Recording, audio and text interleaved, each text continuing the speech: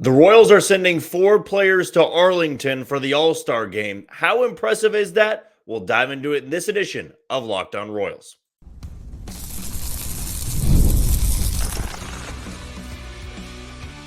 You are Locked On Royals, your daily Kansas City Royals podcast. Part of the Locked On Podcast Network, your team every day. Thank you for tuning in to this Sunday edition of Locked On Royals and the Locked On Podcast Network. As always, I am your host, Jack Johnson, and you can find me on Twitter or X at JohnnyJ_15. That's at JOHNYJ_15. You also can catch us on wherever you get your podcast. That can be Spotify, Apple Podcast, Amazon Music, Google Podcast. We're on Odyssey, and we're on YouTube. Just be sure to hit that follow button and subscribe. If you are a first-time listener and want to know a little bit more about me and this show, well, I'm based here in Kansas City. I work at Sports Radio 810 WHB, doing some hosting, co-hosting, and some producing on the day-to-day in the sports world. But when it comes to this podcast, when you click on this link, you are going to be getting 30 straight minutes of Royals baseball. And though it's typically a Monday through Friday schedule, I promised on Friday that because we didn't have an episode earlier in the week, we were going to get you that 5th episode either on Saturday or Sunday. It's been a busy holiday weekend, and I really thought the best time to do an episode would be after the Royals finish up their series in Colorado, which we'll dive into in our second segment tonight. And I also want to wait until the American League All-Star roster was announced, which it was, and it had 4 Kansas City Royals on that roster. Yes, the Royals are going to be sending Bobby Witt Jr., Salvador Perez, Seth Lugo, and Cole Ragans to Arlington here in a few weeks. I will be down there, hopefully get some interviews with all 4 of those guys. Should be a jam-packed and fun few days in Arlington. I was just down there for the Royals Ranger series, and lo and behold, it was the only series so far this year that the Royals have been swept in.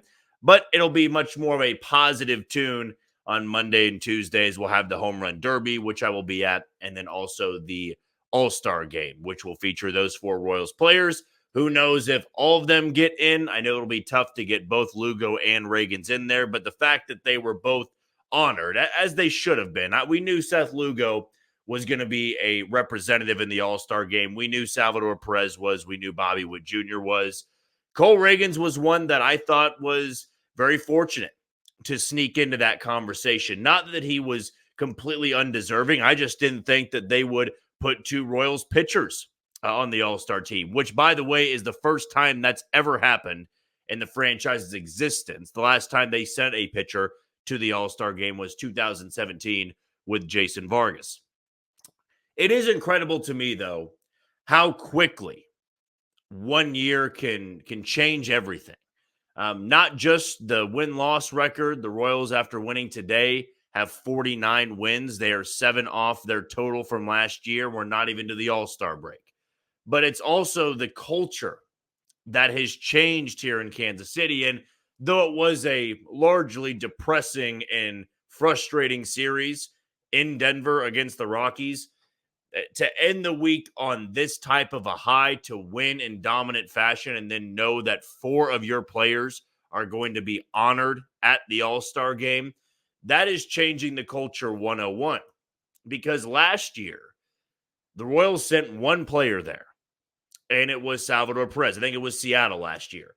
And Salvador Perez, as much as I like Salvi, as much as he has been deserving of his now 9 All-Star selections, last year was maybe the one he didn't truly deserve, but he had to be picked because the Royals didn't really have anybody else that could have gone. They had already dealt away Aroldis Chapman, and Aroldis Chapman, if he would have stayed in Kansas City up until the All-Star break, I think he would have been the pick and not Salvador Perez. But Salvi was slashing a very poor line. He was hitting about 240-ish. His OBP was about 285 to 290. His slugging was typical Salvador Perez fashion, but they were not good numbers by any means. And this year, you see the transformation. He's kind of turned back the clock on who he once was. He's hitting for a higher average. He has a higher OBP. His OPS plus is up there. His WRC plus is above league average. He's been better defensively. All of that coming at 34 years old. Another cool storyline is Seth Lugo, who became a starter full-time just 2 years ago, is making his first All-Star game at the age of 34. And he is the American League leader in ERA. He has thrown the most innings. He has the most wins. I mean, all of those things across the board, we're going to get him that nod. But to know he's put up these type of numbers in just year one of this contract deal with the Royals, wildly impressive. Then you have Bobby Witt Jr., and I think the cool storyline here is that Bobby Witt Jr. is going back home where his dad played for years. Not at Globe Life Field, of course, but across the parking lot at Globe Life Park for years with the Rangers. Bobby Witt Jr. grew up in Texas. He played high school ball in Texas. And to have your first All-Star game be in the state of Texas, I think is a fantastic storyline. And though he won't be starting over Gunnar Henderson, mainly because Gunnar Henderson is going to win an MVP this year, it feels like, he's going to get in there and have a chance to play in front of a sold-out crowd, a fun crowd that is just there for the festivities. And then you get to the fourth storyline and Cole Reagans, and whether he's in the game or not, when they have those starting lineups introduced and the rosters introduced, and they have to go over the Royals players, and there's 4 of them in a row, and Cole Reagans is one of them, there are Rangers fans, though you get a World Series championship out of it. You never trade that. Nobody should ever apologize for moves you make, even if that prospect or failed player turns into a stud for the other organization. But the Rangers fans there are going to see Cole Reagans be honored, and for the year that he's put up to become the Royals ace, and the Royals have a better record than the Rangers at this point in the season, I can't say it's going to be all sunshine and rainbows. I'm sure there's going to be a little bit of a sting for Rangers fans seeing Cole Reagans get nominated there for the All-Star game. In the same way that I'm sure Royals fans look at somebody like Ryan O'Hearn dominating at the DH spot for a really good Baltimore team. It's like, how do we not see this in this type of player? But the reality is it happens to all teams out there. Nobody is perfect with player evaluation, developing players, and the Royals always felt like they were one of those teams that let guys slip away, but this was quite the reverse. You sign Aroldis Chapman to a cheap one-year deal, you flip him to the Rangers, get Cole Reagans, and now he's going to be in the All-Star game. This culture, though, changing is such a refreshing feeling, and it kind of washes away the bad stretch of play the Royals have been on, losing a series to Tampa, losing a series to Colorado, because you really do look at it and say, man, this is a talented team. They do have enough star power in certain spots that they can go the distance here of getting to the playoffs. And though they are a game and a half out of a playoff spot at this point, and it is going to take a very impressive week for this Royals team to get back into a level of comfortability, it also could fall apart this week with the Red Sox having 3 games against Oakland, and they get to take on the Royals this weekend at Fenway Park right before the All-Star break. This is a huge week for the Royals, but having this moment, having this refresher of, hey, they've had an incredible first half. They are right there in it. They are in the thick of it, and it's been because of these 4 guys. They have had a helping hand from some players, Brady Singer in that rotation, Vinny Pasquantino from time to time, Michael Massey from time to time. We've seen big plays from Kyle Isbell and Hunter Renfroe and Melendez. Freddie Fermin, another guy there. There have been moments this year they've had a good supporting cast, but these 4 have been the ones that have carried this team to 49 and 43. And it was great to see them be honored in this type of fashion. And I'm excited to see those 4 guys down in Arlington and really relish an All-Star break in which the Royals are going to have that week off and know that, hey, we're still in this thing for the second half. There's no guarantee we make it to the playoffs, but this so far has been not a storybook season, but a decorated season. You're talking about a team that had 1 lone representative because you have to. Every team gets 1 representative. They had one last year when they were completely out of it, and it was their 33-year-old catcher and the one that had made numerous All-Star games before that. It wasn't like last year. Bobby Witt Jr. got to be the representative. He wasn't that great in the first half, then really turned it on in the second half. But now your 4 representatives are the AL League leader in ERA. You've got a guy that's top 5 in strikeouts. You have a top 5 MVP candidate, and you've got a 34-year-old catcher that is putting up career numbers now. Those are the 4 that you are sending to Arlington, and I, for one, think that is incredibly cool. I think that's something you can hang your hat on, and even though the Royals have kind of been limping into this All-Star break, have lost their playoff spot, have lost some ground in the division, there still is that reminder of they've got talented guys here, and they're going to have 4 players in the All-Star game. 4 or more is the kind of the baseline I put on this stat out there. Last time they had more than 4 was 2015 when they had 4 starters in that lineup, and then also had a couple of the bullpen guys, Mike Moustakas off the bench. You go back to 1980, it's only happened 4 times where the Royals have sent 4 or more guys. Or I think it might have been 3 or more guys. I mean, you just would see one be the representative for the Royals, or maybe 2 at max. But this year, 4 of them going to Arlington. And right now they can finish up the first half with 2 more games against St. Louis and then 3 against Boston. So there's 5 games right there. They will have a winning record going into the All-Star break, even if they lost all of them. But we all know that's the last thing the Royals need at this point in the season. Okay, we're going to take our first break of the show. When we come back, let's talk about that weekend in Colorado. It was an ugly one, but at least they walk away with 1 victory. But I'm going to tell you why it was a missed opportunity going into such a big week for the Royals. That's coming up on Locked On Royals. You are tuned into Locked On Royals and the Locked On Podcast Network. I'm your host, Jack Johnson, and you can find me on Twitter or X at JohnnyJ_15. Well, the next thing I want to dive into here is the weekend that the Royals put together in Denver, Colorado against a bad Rockies team. And a Rockies team that, is not going to light up the scoreboard very often. They are not going to overwhelm you with their pitching staff or their bullpen. They are not really playing for anything. They have been a disastrous organization for years, and kind of comparable where the Royals had been from 2018 to 2023. Uncompetitive, boring baseball for the most part, not a lot of young talent, and it felt that way going into Friday night. And the Royals had their 2 aces for Friday and Saturday, and they lost both of those games.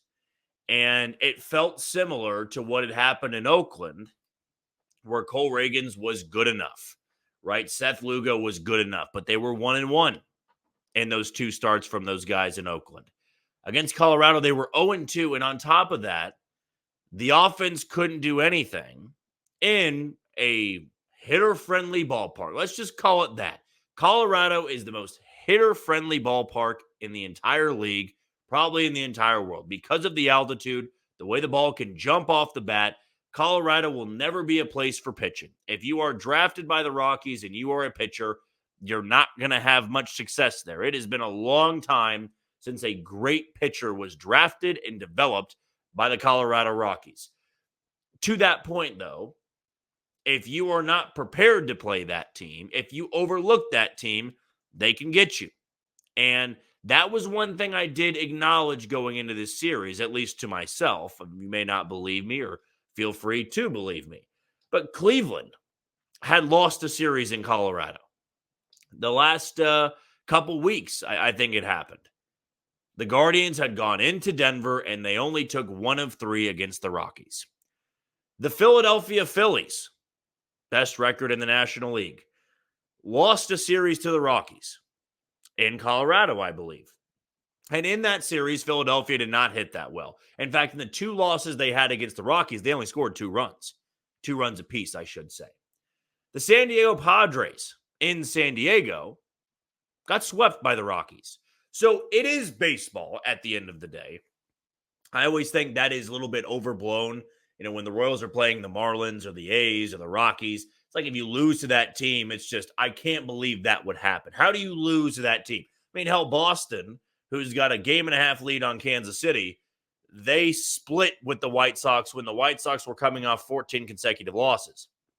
This is the big leagues. This is the pros. You can't just expect to go out there, roll over, and dominate a team. These are grown men. These are professionals getting paid big-time money to win baseball games. And even if they are 10-85 There's no guarantee you just dominate a team for 3 games. And the Royals, in my opinion, were not ready to go on Friday. They were not ready to go on Saturday, at least offensively, and it cost them. I mean, Kyle Freeland, though he had pitched better since coming off the injured list, his numbers, by the way, he had a 7+ ERA. He gave up 10 runs in his first outing of the year. He has not been great since, and he battled an injury. But the 7+ ERA was inflated by his first start because it was in the, 60s or 70s? I mean, a 1-game sample size, but then it went down from there. Still, Kyle Freeland's not been very good since being a pitcher for the Rockies, or at least of late. Then Austin Gomber. Not terrible numbers, but when you're pitching in Colorado and it's a lefty that doesn't have devastating stuff, you should have a lineup that can score more than 1 run. The Royals didn't. And with Seth Lugo on the bump, to lose a game like that, it was getting incredibly frustrating. And then today, as I'm watching this game, and the offense, they score 4 in the second inning off a 4A guy. It was very similar to what happened in the Miami series where they had to make a quick decision and start somebody there in that spot. They didn't have great numbers in the minor leagues, but hey, we're going to try this out. And the Royals jumped on him in the second inning, and that's really all they needed because Brady Singer was that good in this game. But when I looked at the final score in the end, it's 10-1. And the Royals left that series in Colorado outscoring the Rockies 13-8. You go, where was even half of this for game 1? If you would have given Cole Reagans 5 runs, the Royals win that game. If you would have given Seth Lugo 3 runs early on, they win the game. But the fact that they only gave Reagans 2 and then handed it over to the bullpen, who just wants to pour gasoline over everything, of course they immediately blew that game. And then you get in the Seth Lugo situation. You tell me a 2-0 lead is too much to overcome in Colorado. A 7-0 lead should not be too much to overcome against the Rockies and their pitching staff. I get it is baseball. I get anything can happen. I can firmly acknowledge that. But this was a big weekend to make some noise, to gain some ground on Cleveland, to gain some ground on Minnesota, to gain some ground on Boston. And the Red Sox, though the Yankees are struggling, they go into the Bronx and take the series from New York. So they go up a game on Kansas City. They have a 1.5 lead, as we brought up. Minnesota took 2 of 3 from Houston. So actually, that did help the Royals keep Houston away for the time being. I think right now they are, 2.5 or 3 games back of the wild card spot, but you know it's going to be incredibly close. Cleveland took care of business, right? Cleveland took 2 of 3 from the Giants, I believe. So that was a missed opportunity this weekend, and now you go into a very, very important week, one in which you have 2 off days. You'll be off on Monday. You'll be off on Thursday. But you go to St. Louis to take on a surging Cardinals team, and then you take on the Sox at Fenway. And I'll be brutally honest here. Even for those out there that are optimistic, the glass half full, and I think I would consider myself to be one of those people, one of those fans that looks at this season in a positive manner, in a positive light, and thinking that, August and September are going to matter to this team. But this is a really true test for this ball club because where Boston is at right now at a 1.5 with Oakland, who is coming to town, and then Kansas City, this could all of a sudden be a race that is not competitive. I mean, if the Royals go in there and get swept by St. Louis in the quick 2-game series, and it will be Michael Wacha going on Tuesday night, it'll be Alec Marsh against Sonny Gray on Wednesday. But you'll have those 2 off days. If you get swept, and let's say Boston takes 2 of 3 from Oakland, which I think would be expected, if not a sweep, but let's say that happens. Now that Boston series becomes everything. If you don't win that series, you could put yourself in a 4 to 5 game hole, and likely at that point back a few spots. There could be some teams like Houston, like Tampa, that leapfrog you for the wild card spot. And you don't want to go into the All-Star break with leaking oil. You don't want to go into Arlington with all this positive momentum of 4 All-Stars and you've limped into the break. You'd still have a winning record, but this is just a spot where it has to be a completely different week for the Royals. You can't go into St. Louis and lay an egg. It does take pressure off that Boston series, but think about this. You go and let's say you take both in St. Louis and you grab that half game lead back from Boston. Let's say the A's, jump all over the Red Sox, which is weird to say, but Boston has been underachieving at home this year. They've been fantastic on the road. But then you go into Fenway Park with not as much heat of you got to take a series. I mean, hell, you could take a game and still feel fine because you'd be a game back of a wild card spot or a game and a half or half a game going into the break. And then you have that long week off and you open up against the White Sox in the second half. So this week becomes vital. It becomes huge. And yes, it lines up perfectly that Cole Reagans and Seth Lugo throw Friday and Saturday against Boston at Fenway Park. But that's why I say this weekend was a missed opportunity. It put more heat on this week than it really had to.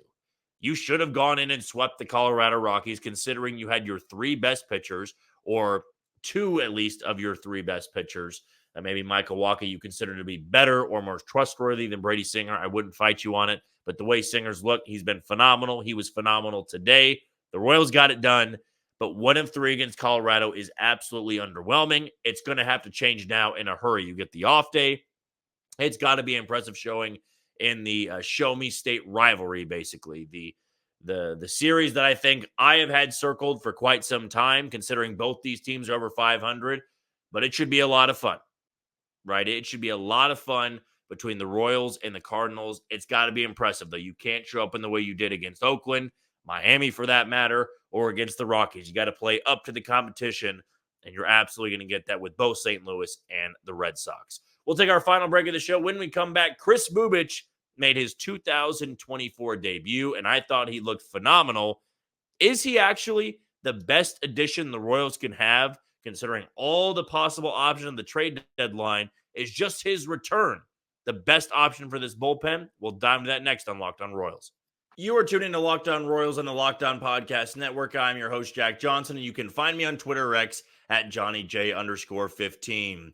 Now, the last thing I want to dive into today in this special Sunday episode, wanted to wait till after the All-Star game rosters were announced, after the Royals had wrapped up their series in Colorado. We got all that covered now.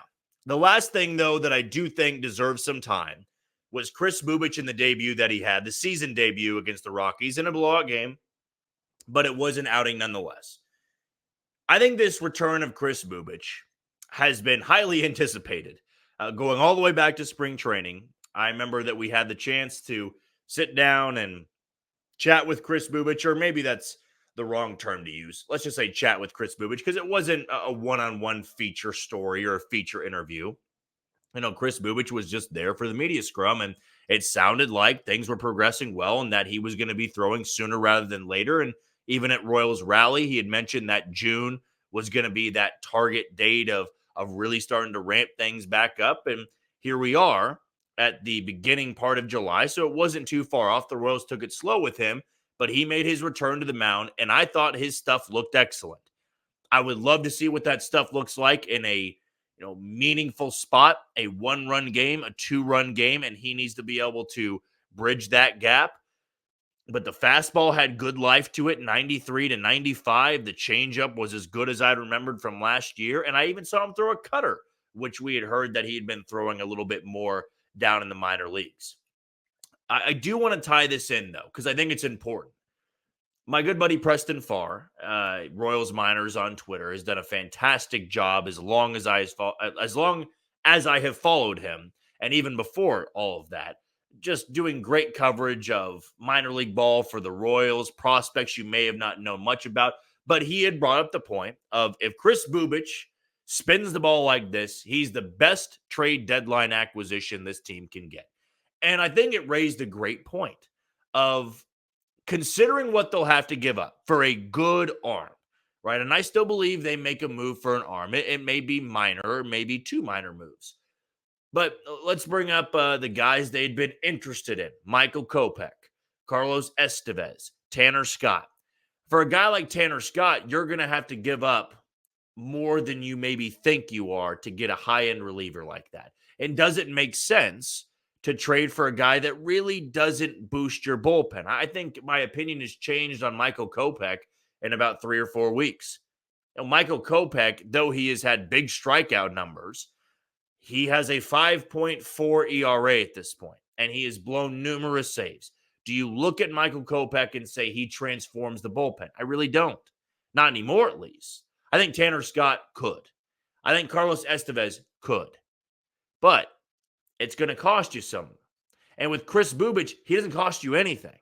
And if today is kind of a sign of things to come, well, Kris Bubic could maybe slide into that 6th or 7th inning role, the guy you've been looking for, and you're not giving up anything. He's got a great changeup. He locates it well. His fastball is firm enough and could have good spin rates on it. Like, that could be the pickup you were waiting for. And maybe J.J. Picollo and company can consider him to be one of those pickups. I remember in the offseason when we had spoken about Vinny Pasquantino, he had considered Vinny Pasquantino as an offseason acquisition because he was hurt for the majority of last year. You do the same thing with Kris Bubic. You consider him to be a pickup, a free agent acquisition, and now you get him, or a trade for that matter. You just kind of pencil him in as we're expecting to get him back. That changes up our bullpen a little bit. I hate the fact that Walter Pennington, who had a fantastic debut in his home state in front of family and friends, that was awesome to see. I hate he was the odd man out, but that's too many lefties in the bullpen. If Kris Bubic can be trusted as that guy to take on a 7th inning role or an 8th inning role, he could be the pickup you've been waiting for.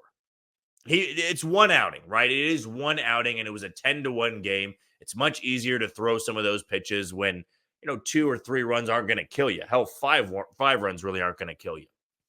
But it was the way I think they looked so off balance. It reminded me so much of how he looked in April when he was facing guys. It just a good spin on the ball, good movement on the changeup, funky looking swings when facing him. And all of those things combined, made me think, how long is it before the Royals try him in a high leverage role?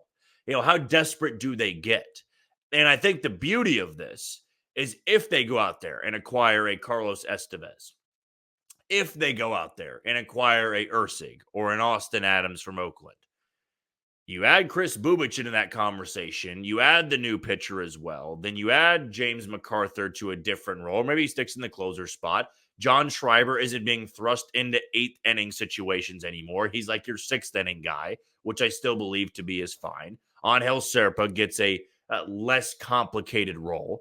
That can start to fix things. And I understand that sounds like I'm putting the weight of the world on Kris Bubic. I don't think the Royals are going to rush into that. I don't see them next week, for example, just putting him in a 1-run game in the 8th inning. But there is a possibility, depending on what happens with the bullpen, that he gets in a higher leverage spot kind of by force, and maybe earlier than the Royals would want to.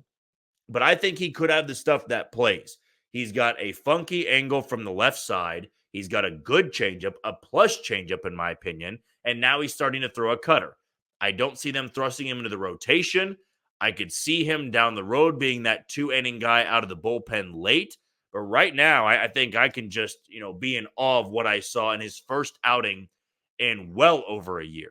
To come back from Tommy John with the same stuff or even better, that doesn't always happen. And to see that today from Kris Bubic, what a comeback. What a cool story there. And a guy that I still think the Royals consider to be a very big part of their future. And they're going to need bullpen help going into the second half. But if he is that big pickup you were waiting for, let's hope it is. Let's hope they didn't have to give up anything. And Kris Bubic can turn in that guy that we've all been hoping the Royals trade for to solidify that bullpen. It was one outing. It was 3 batters. But he looked damn good facing those 3 batters. Hopefully we can see him in that St. Louis series and that Boston series in some big-time moments. Well, that's going to do it for another edition of Locked On Royals and the Locked On Podcast Network. I've been your host, Jack Johnson. You can always find us on wherever you get your podcasts, like Spotify, Apple Podcasts, Amazon Music, Google Podcasts. We're on Odyssey, and we're on YouTube. Since it was just a Sunday night, we'll be able to talk to you guys tomorrow. Going to have an evening time episode, but going to dive in a little bit more of what this upcoming week could be, maybe a breakdown of the American League wildcard picture and who the Royals likely need to start cutting bait with and not giving too many opportunities to anymore. But until then, you take it easy, Kansas City.